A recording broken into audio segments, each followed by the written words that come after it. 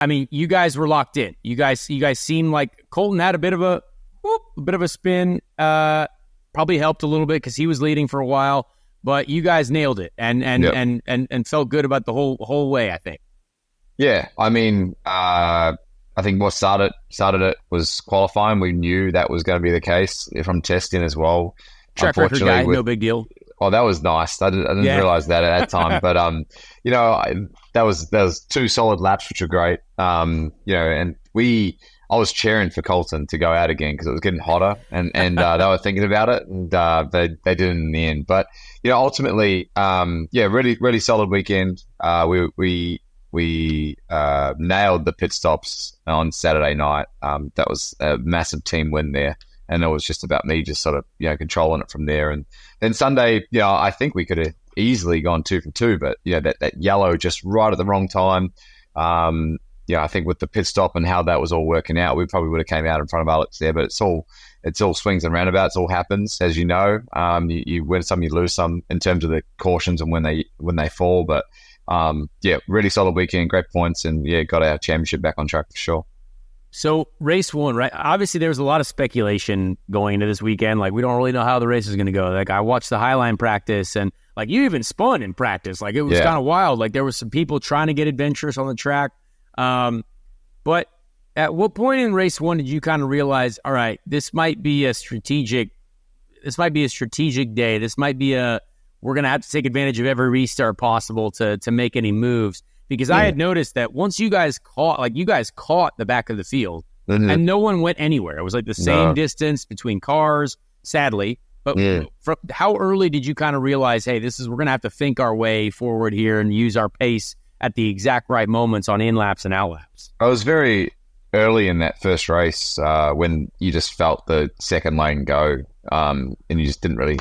You had 3 or 4 laps where I could run the top, and I was actually trying the top against Colton on a couple of restarts, but just couldn't quite get it to stick. And I was a little bummed by that because I thought, even in the Highline practice, that groove definitely works. Just unfortunately, when you get the bottom lane is just a little bit more alpha, and once you get 20 or 30 laps, even less than that, the whole field running it, the second lane's torched. So, and I think that's not an issue from IndyCar's perspective, honestly. Like, unfortunately, but we just need to figure a strategy when we can't just blame the track for repaving. Every track has to be repaved at some point. Of course, yeah. We have to figure out a strategy how we get around that with what package we bring to the tracks. And I know they're onto it, and it sucks that this is how it was, but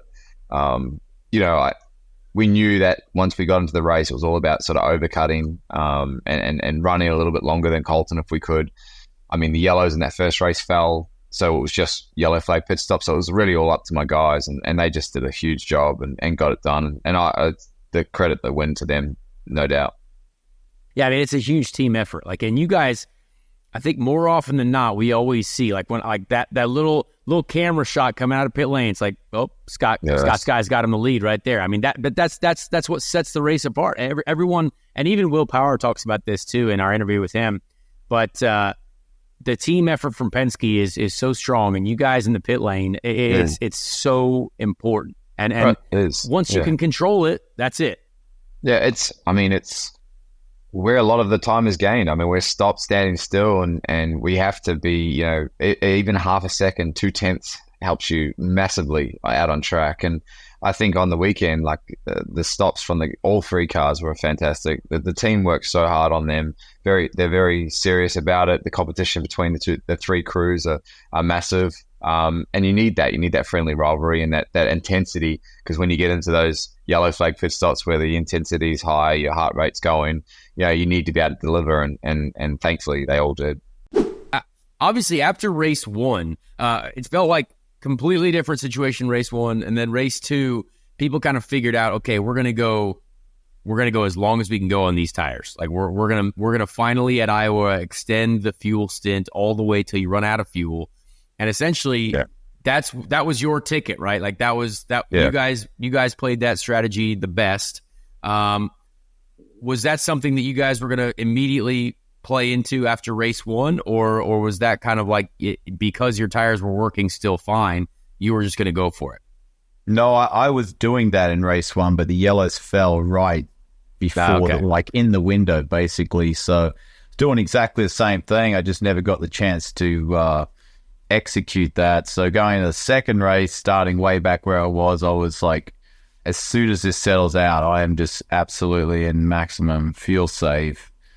I actually lost a position because I went too soon, and Stingray got me back, but it really didn't matter at that point. Like, I just sat in that train and saved as much as I could. And as the sequence was happening, switched the fuel up and then started closing those gaps, hoping to jump a lot of people just through the sequence. You know, we did hope for a yellow because we knew that the chance of a yellow was going to be much higher during those sequences, just by the fact that there isn't a second lane. People come out and you've got to make a decision. Do I go on the outside or not? Yeah. You know, and wash up and potentially get in the wall. So, yeah, there were many reasons to go long. And certainly getting a yellow was a big one. So then, I saw Canapino spin and it stayed green. I'm like, did he not stall? And I come around the next lap, he's still there, it's still green, he's still there. I said the same thing. I was like, well, there's a car on, parked. Yeah, which was surprising to me. So I just kept pushing because if it wasn't going to go yellow, I was still going to have a very good sequence to jump a few cars. And I was hoping to end up in the top 10 at the end of the race. That would have been a good day for me. But catching that yellow, very nice. Which I will take another 10 of those yellows, considering the yellows that have caught me out over the years. And even this year at Long Beach, I was leading by 7 seconds and caught a yellow. So I'll take a lucky yellow all day.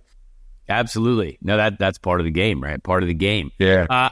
Now, okay, a lot of people were talking this weekend about the new surface at Iowa. Obviously, the race changed drastically, and it was a shame for sure. I think we've seen a lot of great racing at Iowa over the years. We've seen some great overtaking numbers, but tell people, I guess, what you thought. Obviously, I got to experience only a little bit of it, but the way the tires were either shedding bits of debris or whether the marbles that were coming off the car getting into the second lane.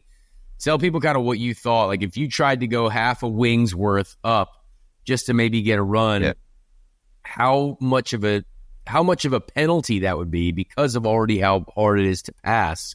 I mean, because I try to express to people, like, we would love to try to make a move on someone, but if you happen to go up there, not only is all the work that you just did completely gone, but you have to spend the next half of the race trying to make the positions back that you might have lost by trying to sneak up half a car length and get a run on someone.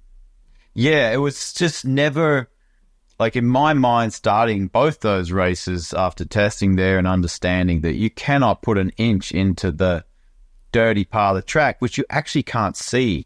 They weren't marbles, it's more of a dusty It's not deal. A visual thing. Yeah, you couldn't see it, so I kept low all day. I never, ever put myself in that risky situation. And, it's, the chances are that you'd make it to the wall, you get contact, and your day's over if you tried to go on the second lane. But I will say, after the restart of that yellow, which put me in second, I had 2 lapped cars behind me. I had Ericsson, I had Lundgaard and Ericsson. Those guys did pass, and I saw Ericsson was able to run. The second lane did start to come for half the corner in turn 1-2, so he was making that work and getting runs. He was able to run, then cross my wake and get a big run out. So it was coming. And restarts helped that because people run the second lane. I just think, after the first race, people saw, wow, a lot of, on these restarts, Newgarden made 6 spots and Santino drove from sort of 16th up to 6th. So, and by running the outside, so there was more of that the second day. So there's more of a lane coming in. It just was a matter of people running there. And that is a thing that would make that race great. Honestly, I think Firestone need to come with even a softer tire, like quite a softer tire with DEG, which gives you more confidence to go up top early and then people degrade enough where you go around the outside because they've got no grip on the bottom and roll around them. It's you got to find that good combination of downforce, grip, downforce, tire compound, and the weight is a thing that's just hurting us a lot right now. Like, that's why we can't add downforce. You add downforce, the load gets too high in the corner because of the weight, and you get blistering or tire failures. You know, you just can't. They can't handle it. You know, need to knock. When they get a new car, man, they got to really focus on weight. They really do. I mean, it's just at least 100 pounds too heavy.